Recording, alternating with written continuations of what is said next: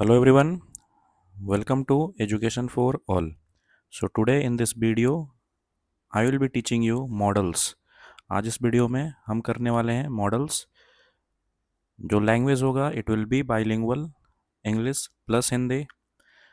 ये topic board exams में 2 से 3 मार्क्स के लिए पूछे जाते हैं. कोई फिक्स रूल नहीं है 2 मार्क्स का पूछे 3 मार्क्स का, या हो सके पूछे ही ना.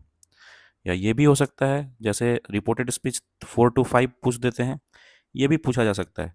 बट एरर करेक्शन ये सब में भी ये टॉपिक काम देता है. So without wasting our time हम इस टॉपिक को करते हैं. मैं कोशिश करूँगा जितना शॉर्ट में इसको कराया जा सके. हमको क्वेश्चंस बनाने हैं, वो जो 2-3 क्वेश्चंस आते हैं, that is our main target. अपने को इसमें पीएचडी नहीं करना है. सो सबसे पहले थोड़ा सा 30 सेकेंड्स डील कर लेते हैं कि मॉडल्स होता क्या है. सी, मॉडल्स जो भी हैं ये एक तरह के हेल्पिंग वर्ब के काम करते हैं. तो जैसा हेल्पिंग वर्ब है वैसा ही एक मॉडल्स भी उसी हिसाब से काम करते हैं. मॉडल्स जब भी लगेंगे सब्जेक्ट का इस पर कोई प्रभाव नहीं होगा. मतलब आप I, we, he, she, it, name कुछ भी लगाओ, राम श्याम, बॉयज बॉयज, कुछ भी लगाओ, उसके कारण कोई भी मॉडल्स जैसे कैन, कुड, इसमें कभी भी एस, ई एस या इनके वर्ब फॉर्म्स चेंज नहीं होंगे. तो सब्जेक्ट के अनुसार मॉडल्स कभी चेंज नहीं होता है. तो मैं बोल सकता हूँ no impact of subject, no impact of subject. Now point number 3, models के साथ हमेशा वर्ब का फर्स्ट फॉर्म यूज होगा. तो जब भी मॉडल्स आपने लगा दिया उसके बाद ऑलवेज V1, ठीक है, यानी बेस वर्ब, बेस फॉर्म. ठीक है. नाउ अब कुछ मॉडल्स हम पढ़ लेते हैं. In general 19 model auxiliary verbs हम पढ़ते हैं. मैं लिस्ट आउट कर दे रहा हूँ और इसको बेस्ट तरीका पढ़ने का यही है कि हम क्वेश्चंस करेंगे. तो मैं शुरू में कंसेप्ट बता दूंगा, उसके बाद हम सीबीएसई के ही पीवाईक्यूज करेंगे. तो कैन, कुड, विल, वुड, आपको थोड़ा सा लॉजिक समझ में आ रहा होगा. Cell, should. नेक्स्ट उसी हिसाब से मे तो माइट. ठीक है. तो ये अपने को समझ में आ रहा है कि एक प्रेजेंट तो पास्ट ऐसा कुछ रिलेशन दिख रहा है. इसके अलावा और भी कुछ मॉडल्स होते हैं जैसे must, comma, ought to. Next वैसे ये यूज्ड टू. उसी तरह से नीड नॉट. अब देखो नीड नॉट में पहले ही नॉट लग गया यानी निगेटिव है, तो इसके बाद कोई भी निगेटिव वर्ड नहीं आएगा. उसके बाद एक और है डेयर नॉट. तो यहीं पर मैं कोशिश कर रहा हूँ इसको लिखने का, डेयर नॉट. जिसको मैं स्टार कर रहा हूँ उसको आप ध्यान देना. कुछ कुछ मॉडल्स को मैं स्टार कर रहा हूँ येलो कलर से. जैसे एक वर्ड है यहाँ पर डेयर नॉट. ठीक है, ये वर्ड आपको दिख रहा होगा डेयर नॉट. उसी तरह से एक और वर्ड है नीड. ये नीड, डेयर और इसके अलावा यूज्ड, ये तीनों वर्ड जो हैं ये हेल्पिंग वर्ब के साथ साथ मेन वर्ब के रूप में भी यूज होते हैं. तो इनको हम लोग मेन वर्ब के रूप में भी यूज कर सकते हैं. इसके अलावा कुछ और भी हेल्पिंग वर्ब्स होते हैं या कुछ और भी मॉडल्स होते हैं. जैसे had better, had better, I had better opportunity ऐसा बोलते हैं. Had rather, had schooner, would better.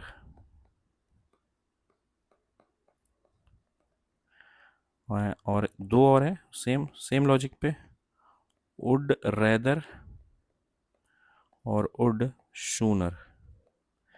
तो अगर आप काउंट करो तो 1 2 3 4 5 10 यहाँ हो गए, 2 12, एक 13 और यहाँ 6, तो टोटल 19 आपके मॉडल्स हमको पढ़ने होते हैं. अब सीबीएसई एग्जाम्स में जनरली आपको टेंस का खेल दिखेगा कि कैन यूज करना है कि कुड यूज करना है. बहुत रेयर ऐसा आपको मिलेगा कि ये हैड बेटर, वुड बेटर ये सब यूज करना हो. ठीक है. तो अगेन मैंने पहले ही बोला है हम पीएचडी करने नहीं आए हैं, अपन क्वेश्चन बनाने आए हैं. बस हमारा क्वेश्चन बन गया, कैसे बना डजेंट मैटर. पहला मैं स्टार्ट करूँगा, जो सबसे काम का चीज़ है वो है कैन। अब ध्यान देना, कैन जो अपना मॉडल है, कैन जो आपका वर्ब है, ये तब यूज़ होता है जब हमको क्या दिखाना हो, पावर। ये तब यूज़ होगा जब हमको क्या दिखाना हो, एबिलिटी। ये तब यूज़ होगा जब हमको दिखाना हो हमारी कैपेसिटी। और ये तब यूज़ होगा जब हम दिखाने होंगे मेंटल एबिलिटी। इसके अलावा कैन का यूज़ हम परमिशन मांगने के लिए भी करते हैं। परमिशन, ठीक है। तो परमिशन लेने एज वेल एज देने, तो परमिशन लेने के लिए भी और परमिशन देने के लिए भी हम कैन का यूज़ करते हैं। अब मैं सभी पे एक एक सेंटेंस बना दे रहा हूँ सो दैट हमारा ये चीज़ पूरा क्लियर हो जाए। जैसे अगर मान लो परमिशन लेना है, फॉर एग्जांपल अगर मान लो एक स्टूडेंट एक क्लासरूम में इंटर करना चाहता है, तो बोल तो देते हैं बच्चे कि can I come in sir, but वो सही नहीं है, क्योंकि कैन हम तब यूज़ करते हैं जब आपकी जो सियोरिटी लेवल जो है, आप एकदम श्योर हो 100% कि आपको परमिशन यस में ही मिलने वाला है, तब आप कैन यूज़ करोगे। और ये बहुत ही शॉर्टकट तरीका है कैन यूज़ करने का। कि कैन हम तभी यूज़ करते हैं जब हम एकदम श्योर हो कि 100% वो काम होने वाला है। जैसे अगर बोलेंगे कि आज बारिश होने वाला है, आप कंफर्म अगर हो पूरी तरह से, अगर आप मौसम वैज्ञानिक हो, तब तो आप कैन लगा सकते हो। नहीं तो हम कैन नहीं लगा के वहाँ पर इसका छोटा भाई मे लगाएंगे, ठीक है। तो अगर बच्चा क्लास में एंटर करना चाहता है तो बेस्ट सेंटेंस इज मे आई कम इन। लेकिन अगर मान लो एक टीचर एक प्रिंसिपल के चैम्बर में जाता है, तो इन जनरल हम क्या यूज़ करते हैं, टीचर्स क्या यूज़ करते हैं, can I come in sir. क्योंकि कभी ऐसा होता नहीं है जनरली कि प्रिंसिपल के चैम्बर में जाएं और टीचर को बोला जाए नहीं नहीं आप मत आओ क्योंकि आप लेट आए हो। तो ऐसा नहीं होता है, ठीक है। दूसरा कैपेसिटी यूज़ करने के लिए, जैसे अ, या एबिलिटी दिखाने के लिए, जैसे मैं बोल सकता हूँ आई कैन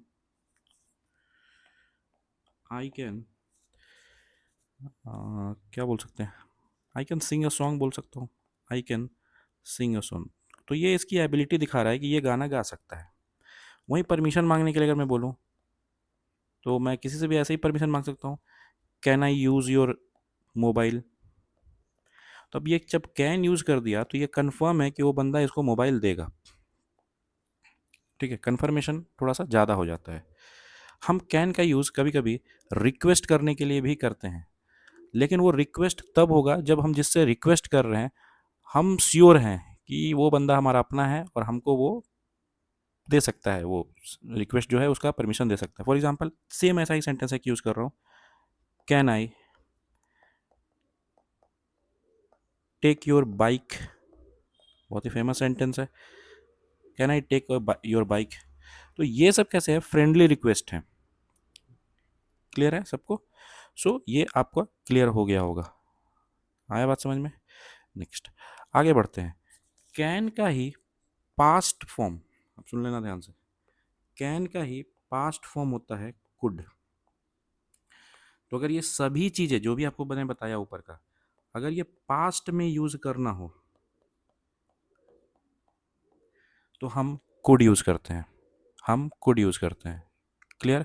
जैसे अगर मैं उसी ऊपर के सेंटेंस को ही अगर बोलूँ, तो मैं ये बोल सकता हूँ कि आई कैन, मैं सॉरी आई कुड यूज़ करता हूँ, I could sing when I was young. ठीक है। तो ये क्या बोल रहा है, पास्ट में जब मैं यंग था, बचपन में जब मैं छोटा था, तब मैं गाना गा सकता था। सेम चीज़ प्रेजेंट में बोलेंगे तो हम क्या बोलेंगे, I can sing a song today, ऐसा। लेकिन पास्ट में बोलना होगा तो कुड लगा देंगे। सिमिलरली एक और लिख रहा हूँ, I could lift 100 kg weight easily when I was young, या when I was 20। जब मैं 20 साल का हुआ करता था तब मैं 100 kg का वेट यूं उठा के फेंक देता था, ठीक है, तो इजीली इफ हम कर सकते थे। क्लियर है? सेम चीज़ अगर पास्ट में मैंने बोला can I use your mobile, तो मैं इसको भी पास्ट में बोल सकता हूँ। अगर पास्ट में जैसे ही मैंने कुड लगाया तो वो चीज़ें तुरंत से ही प्रेजेंट से पास्ट में शिफ्ट हो गई। तो जो भी यहाँ पर आपको बताया है मैंने, वो सभी चीज़ें अगर पास्ट में हो रही है तो हम उसको कुड, वहाँ पर कुड लगाएंगे। और यहीं पर खेल होता है सीबीएसई के क्वेश्चंस में, कि आपको पकड़ना होता है। अगर क्वेश्चन में वाज लगा हुआ है, आपको दिख गया पास्ट है और दिख रहा है कैपेसिटी दिखाना है, तो हम वहाँ कैन यूज़ नहीं करेंगे, हम वहाँ कुड यूज़ करेंगे। चलो नेक्स्ट पॉइंट आगे बढ़ने से पहले एक और चीज़ बता दे रहा हूँ। जहाँ हम कुड यूज कर रहे हैं वहाँ पर मैं वुड भी यूज कर सकता हूँ। जहाँ पर मैं कुड यूज कर रहा हूँ वहाँ पर मैं वुड भी यूज कर सकता हूँ। क्लियर है? ठीक है, नेक्स्ट आगे बढ़ते हैं। तो अभी ऐसे ही करके हम एक एक करके थोड़ा सा और भी सेंटेंस ले लेते हैं। जैसे मैं कुछ एग्जांपल्स ले ले रहा हूँ इन दोनों का, थोड़ा सा पेन और छोटा कर ले रहा हूँ। जैसे अगर मैं बोलूँ I can solve the problem of the poor, तो ये हो गया प्रेजेंट में वो बोल रहा है कि मैं पुअर्स की प्रॉब्लम को सॉल्व कर सकता हूँ। ठीक है, नेक्स्ट अगर मैं कैन हटा के इसके जगह मैं कुछ और भी यूज करना चाहूँ तो वो भी यूज कर सकता हूँ सेम मीनिंग के साथ। जैसे मैं अगर ये बोलूँ आई एम एबल टू, और ऊपर जो लिखा हूँ उसी को सेम मैं बता रहा हूँ फिर से, आई कैन एबल टू,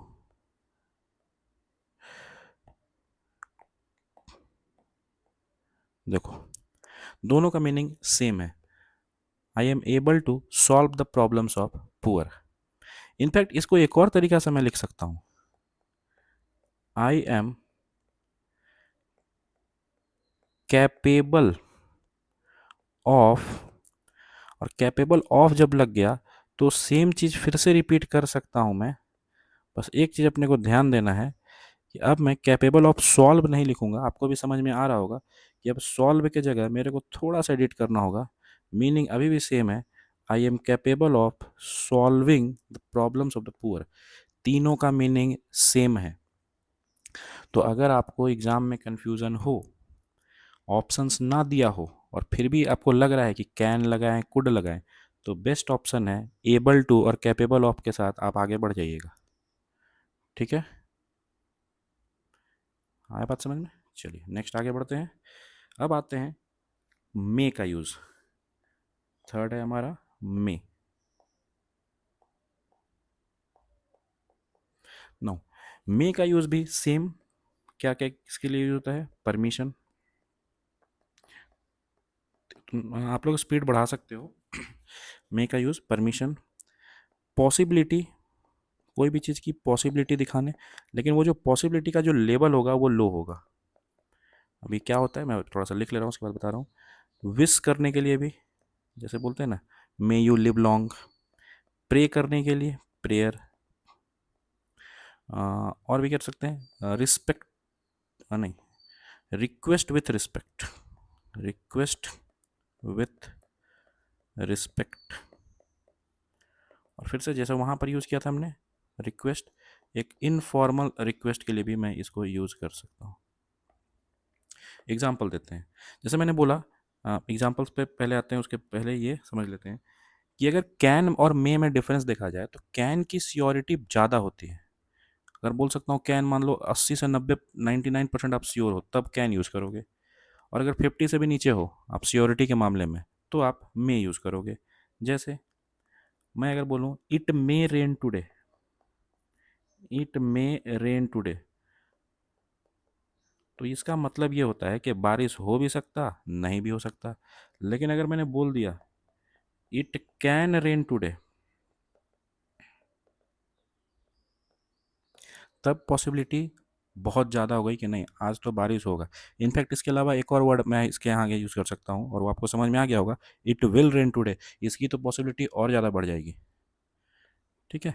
तो अगर मैं इसको बोलूँ कि इसको 50% अगर है तो ये मोर देन 50% होगा पॉसिबिलिटी। नेक्स्ट, ऐसे ही एक और एग्जांपल लेते हैं। जैसे एक एग्जांपल ले रहा हूँ आपको परमिशन मांगने के लिए, तो मे आई, और आई हमेशा कैपिटल होता है, मे आई कम इन, तो ये हो गया रिक्वेस्ट, मतलब परमिशन मांगने के लिए। दूसरा, विश करने के लिए भी मैंने लिखा, तो मे गॉड ब्लेस यू। ठीक है, मे गॉड ब्लेस यू। तो ये भी है एक फ्रेंडली रिक्वेस्ट भी मैंने लिखा है, रिक्वेस्ट विथ रिस्पेक्ट, ऐसा रिस्पेक्ट के साथ। तो मैं बोल सकता हूँ जब हम लोग मक्खन लगाते हैं किसी को तब ये यूज़ करते हैं, जैसे बोलते हैं ना, may I use your pen, may I use your pen, may I use your pen. तो ऐसे सेंटेंस के लिए हम मे का यूज़ करते हैं। ठीक है। तो मे का अगर मैं एक वर्ड में बोलूँ तो इसकी जो पॉसिबिलिटी है वो लेस है, तो लेस पॉसिबिलिटी के लिए मे।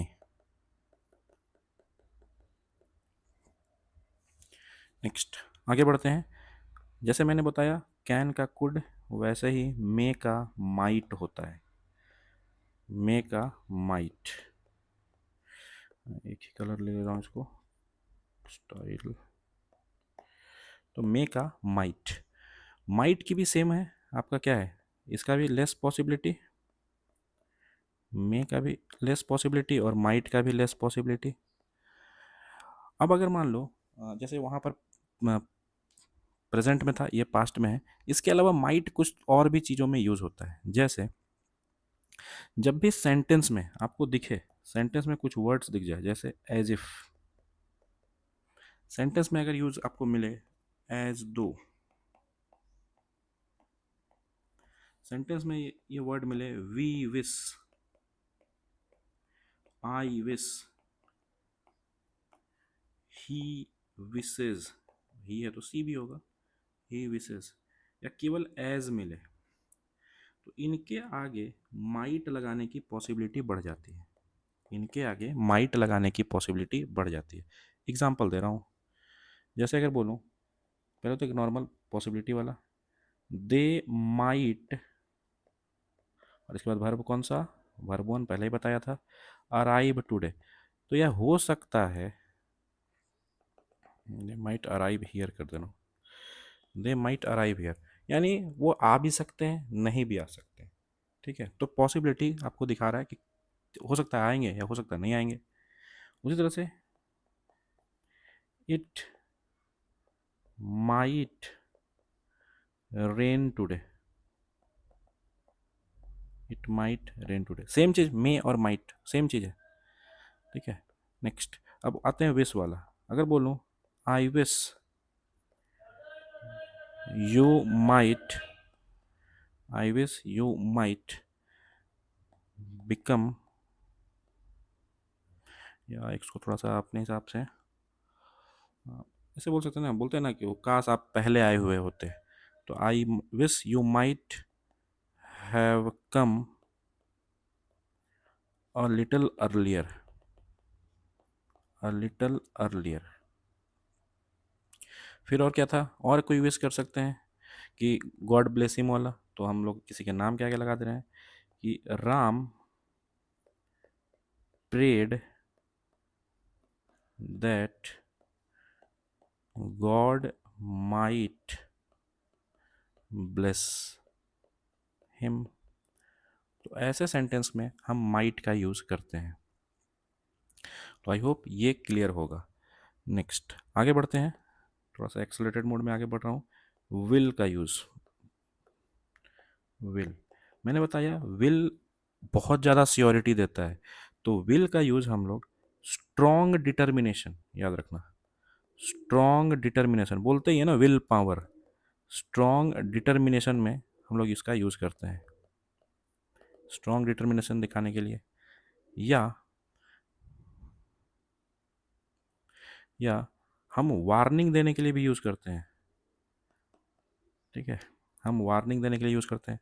तो वार्निंग से ही मिलता जुलता एक और वर्ड है थ्रेट, धमकाने के लिए। हम विलिंगनेस दिखाने के लिए भी यूज़ करते हैं। जैसे मैं मान लो कोई काम करने के लिए मेरे को मन है, उत्सुकता, उसके लिए यूज़ कर रहे हैं। ठीक है।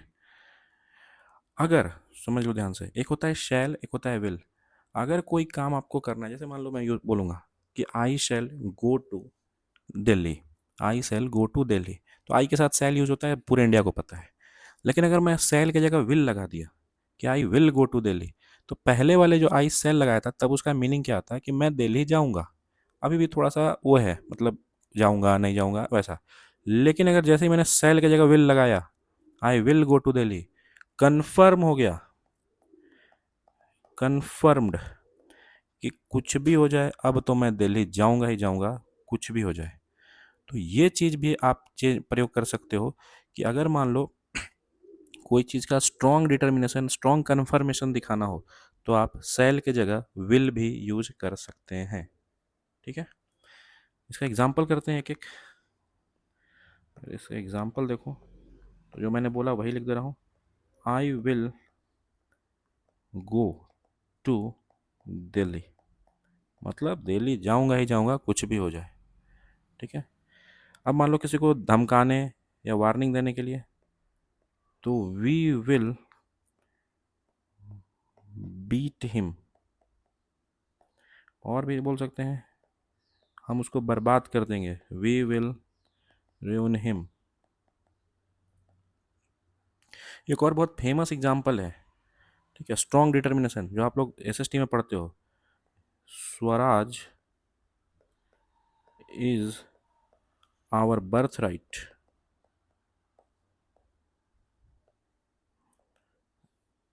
Birth right and we will have it. Swaraj हमारा जन्मसिद्ध अधिकार है और हम उसको लेके रहेंगे। तो ये क्या दिखा रहा है? स्ट्रॉन्ग डिटर्मिनेशन दिखा रहा है कि कुछ भी हो जाए स्वराज को हम छोड़ेंगे नहीं। ठीक है। नेक्स्ट, अब मान लो वार्निंग देने के लिए मैं यूज़ कर रहा हूँ, जैसे आत्माराम तुकाराम भिड़े देते हैं कि कोई भी आज सोसाइटी के ग्राउंड में नहीं खेलेगा। सेम काम हम यहाँ कर रहे हैं, तो लिखो सेम चीज़ फिर से। नो, ऐसा लिखते हैं ना, उसने नोटिस बोर्ड पे लिख दिया, टपू सेना will not play in ground, टापू सेना ग्राउंड में नहीं खेलेगी। तो ये एक वार्निंग है, ये एक ऑर्डर है, ऐसा यूज़ कर, ये भी यूज़ कर सकते हैं। ठीक है। नोटिस के लिए भी हम यूज़ करते हैं कि जैसे today it's 15th of August, school will remain closed. ठीक है। तो ये भी हम यूज़ कर देते हैं। तो आई होप ये चीज़ क्लियर हो गया होगा। तो विल से ही मिलता जुलता इसका भाई है एक, उसको भी कर लेते हैं। 6th नंबर है अपना, और उसका नाम है शैल। अब शैल का यूज़ कहाँ करते हैं? तो जनरली मैंने बताया आपको, आई और वी के साथ हम शैल यूज़ करते हैं। और इसके अलावा जो भी आपके ही, शी, इट, कोई भी नेम हो, सिंगुलर प्लूरल कुछ भी हो, दे, यू, इनके साथ हम विल करते हैं नॉर्मल केसेस में। लेकिन अगर विल की जगह सेल और सेल की जगह विल यूज़ हुआ, चीज़ें एकदम कन्फर्मेटरी हो जाएगी। आपने विल की जगह सेल यूज़ किया, वो एकदम कन्फर्म हो गया। सेल की जगह विल यूज़ किया, वो कन्फर्म हो जाएगा। ठीक है। तो जैसे मैं सिंपल एक यूज़ कर रहा हूँ, I shall go to Delhi, I shall go to Delhi.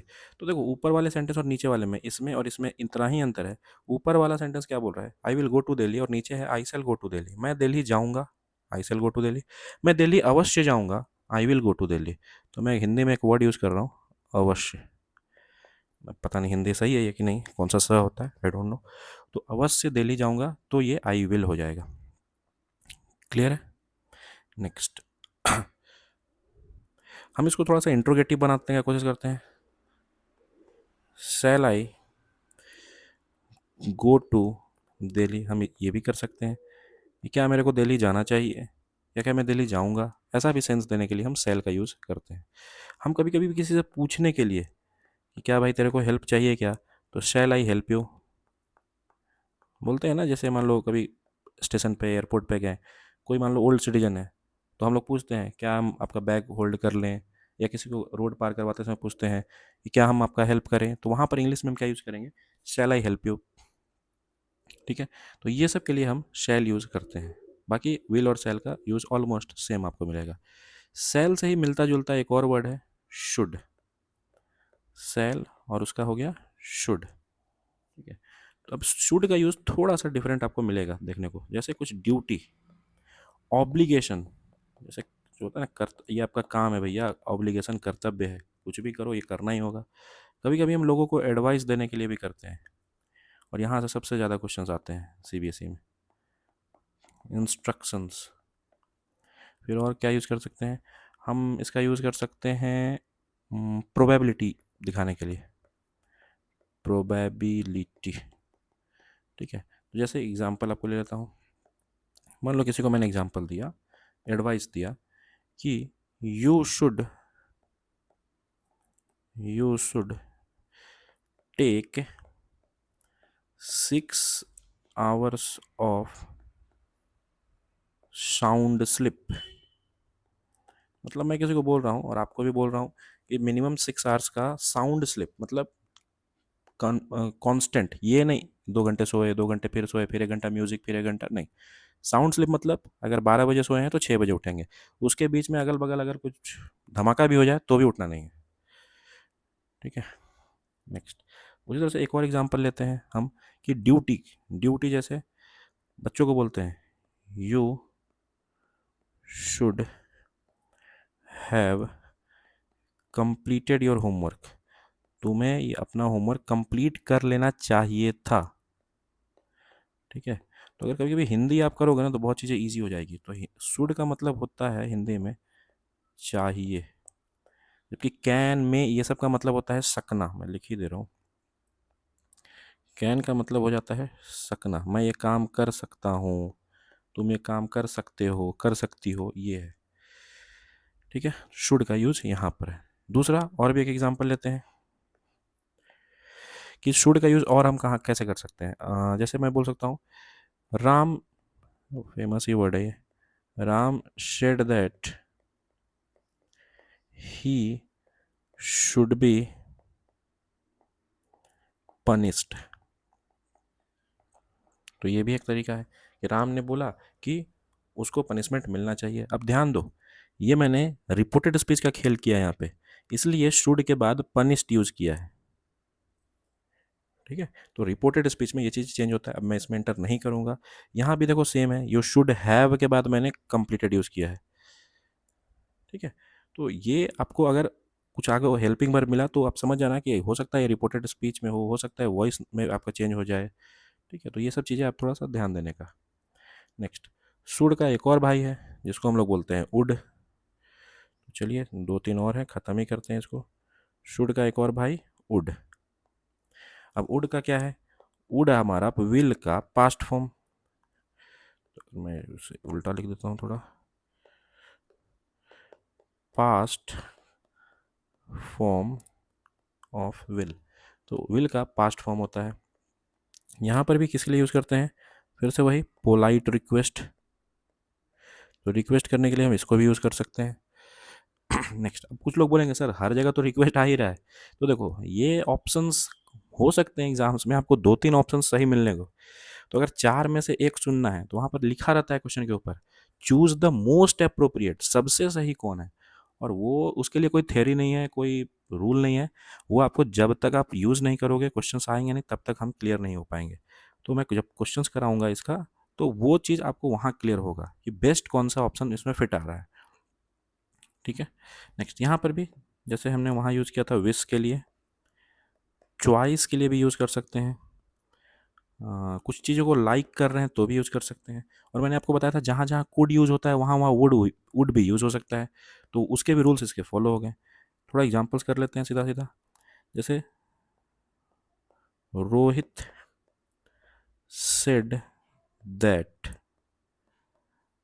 He would. अब विल का देखो पास्ट आ गया, तो रिपोर्टेड स्पीच में आपको पता होगा विल का पास्ट हो जाता है अगर बाहर में ये जो रिपोर्टेड वर्ब है अगर ये पास्ट टेंस में हो। तो Rohit said that he would not play cricket. ठीक है, तो यहाँ पर यूज हो सकता है। दूसरा, हम मान लो किसी से रिक्वेस्ट कर रहे हैं, पोलाइट रिक्वेस्ट कि भाई पानी ला के दो। ठीक है, तो हम ये भी बोल सकते हैं, वुड यू ब्रिंग, देखो फिर से V1, would you bring me a, चाय मंगवा लेते हैं, छोड़ो पानी की जगह, would you bring me a cup of tea, और रहा क्वेश्चन मार्क क्योंकि हेल्पिंग वर्ब से शुरू हुआ है, मॉडल से शुरू हुआ है सेंटेंस। ठीक है, विश के लिए भी यूज कर सकते हैं वैसे, I would love to teach Sanskrit, और कोई सब्जेक्ट नहीं बोलूँगा, तो मैं चाहूँगा कि मैं संस्कृत पढ़ाऊँ सिखाऊँ, तो ये हो गया विश। ठीक है, जैसे कभी कभी लाइक करने के लिए भी हम यूज़ करते हैं, जैसे बोल सकते हैं आई वुड, और मान लो अगर कुछ काम करने जा रहे हैं तो भी बोलते हैं आई वुड लाइक टू, बोलते हैं ना, introduce myself, introduce myself, I would like to introduce myself. इस तरह से एक और सेंटेंस एकदम सेम लेता हूँ जो आपको एग्जैक्ट लिखेगा लाइक करने वाला, कॉपी पेस्ट। सेंटेंस क्या है, I would like to, I would like to take coffee at night. घर में बोल रहे हैं, अभी आप लोग पढ़ाई का समय है, बोलते होंगे घर में कि मेरे को अभी मन कर रहा है कि हर रात में कॉफ़ी पीने का, उसके बिना पढ़ाई नहीं होता है, तो क्या बोलने का, I would like to take coffee, I have coffee at night. ठीक है, चलिए दो और करते हैं। नाइन्थ है मस्ट।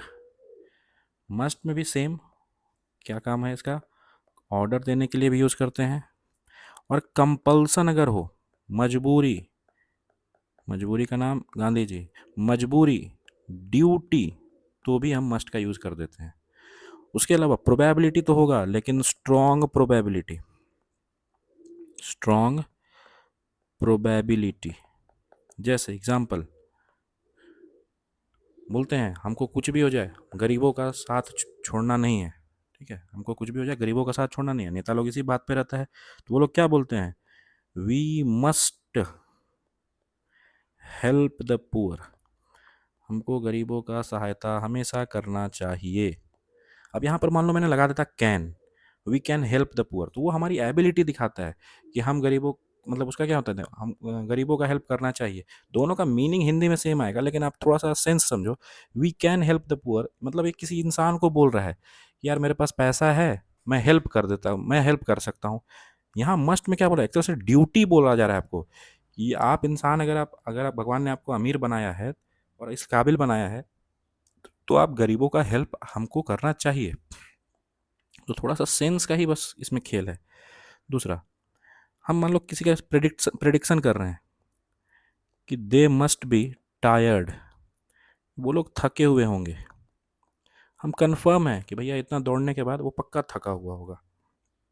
ठीक है, तो यहाँ भी हम लोग मस्ट का यूज कर सकते हैं। ठीक है, चलिए नेक्स्ट 10th नंबर, छोटे छोटे अब है, आउट टू, बहुत रेयरली पूछा जाने वाला ये वर्ड है, आउट टू।